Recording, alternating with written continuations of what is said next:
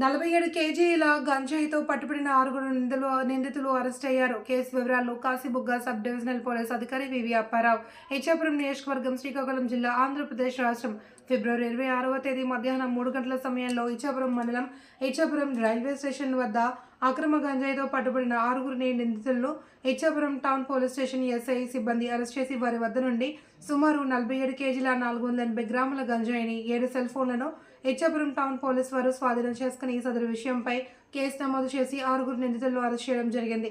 గురువారం ఇచ్చాపురం సర్కిల్ కార్యాలయంలో నిర్వహించిన పత్రికా సమావేశంలో కేసు వివరాలను కాశీబుగ్గ సబ్ డివిజనల్ పోలీస్ అధికారి వివి అప్పారావు కేసు పూర్వపరాలను పత్రికా మీడియాకు తెలిపారు. ఇచ్చాపురం టౌన్ పోలీస్ స్టేషన్లో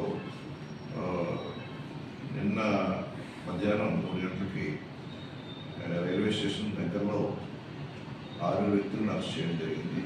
ఈ 6 అనువర్సిటీలో సోదా చేయగా వీరి వద్ద 47 కేజీల 480 గ్రాముల గంజాయి, 7 సెల్ ఫోన్లు వీరి దగ్గర లభ్యమయ్యాయి. వీరు ఒక సూట్ కేసులు మరియు 5 లగేజ్ బ్యాగుల్లో ఈ గంజాయి అంతటినీ కూడా ఉంచడం జరిగింది.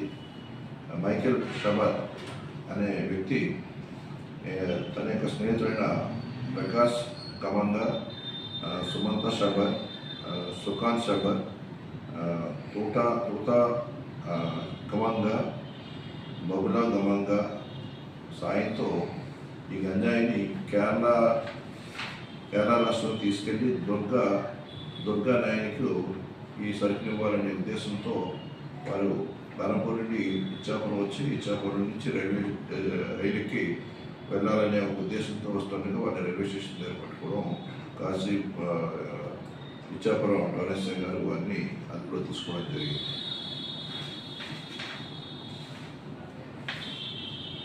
ఈ సందర్భంగా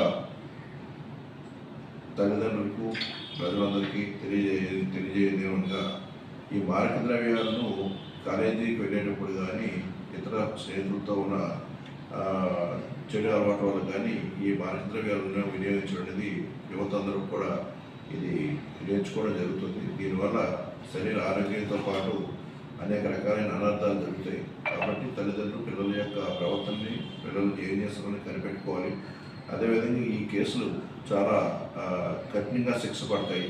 ఎవరైనా ఏదైనా దురుద్దేశంతో ఎక్కువ డబ్బులు సంపాదించాలని ఈ గంజాయిని రవాణా చేయాలని కానీ, గంజాయిని అమ్మాలని కానీ, గంజాయిని పండించాలని కానీ ఎవరైనా ప్రయత్నం చేస్తే ఇది ఎక్కువ మొత్తంలో ఫైన్ వేస్తారు, ప్లస్ జైలు శిక్ష పడుతుంది. అదేవిధంగా వారి యొక్క ఆస్తులను కూడా జప్తు చేయడానికి ఈ చట్ట ప్రకారం హక్కు ఉంది.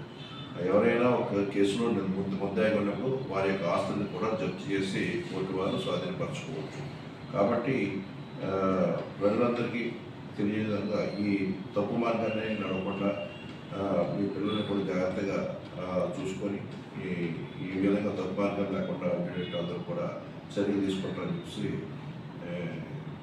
శ్రీకాకుళం పోలీసు సిబ్బంది తరఫున మేము అందరినీ కూడా కోరుతున్నాం.